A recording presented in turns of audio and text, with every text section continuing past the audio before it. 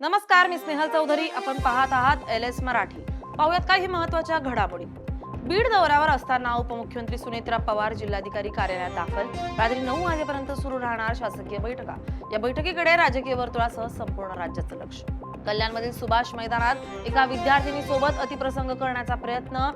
पीडित अल्पवयीन विद्यार्थिनी ही सत्ताधारी पक्षाच्या पदाधिकाऱ्याची मुलगी. आरोपीला पोलिसांनी एका तासात केली अटक. सुनेत्रा पवारांच्या बैठकीदरम्यान बीडमध्ये शासकीय वाहनावर कोसळले झाड. वाहनाचं किरकोळ नुकसान झालं असून कुठलीही हानी नाही. बुलढाणा जिल्ह्यातील खामगावात बँक मॅनेजरला कानशिलात लगावली. स्वाभिमानी शेतकरी संघटनेचे जिल्हाध्यक्ष आक्रमक. कानशिलात लगावल्याचा व्हिडिओ सोशल मीडियावर व्हायरल. संगमनेर शहरातील प्रवरा नदीच्या पात्रात पारेगावचा युवक बुडाला. पूर आणि अंधारामुळे शोधकार्यात अडथळे आल्यामुळे उशिरापर्यंत शोध घेण्याचं काम सुरू. हिंगोलीच्या जवळा खंदारबन शिवारात 19 गाय आणि बैल निर्दयीपणे बांधून ठेवले. कत्तलीच्या उद्देशानं जनावरे ठेवल्याच्या संशयातून पोलिसांची कारवाई. सय्यद इम्रान सय्यद नाशेर अली विरुद्ध गुन्हा दाखल. धाराशिवच्या सोनारीत शिक्षकांच्या रिक्त पदांसाठी ग्रामस्थांनी ठोकले शाळेला कुलूप. विद्यार्थ्यांचे शैक्षणिक नुकसान होत असल्याचा आरोप करत जिल्हा परिषद कार्यालयात होणार ठिय्या आंदोलन.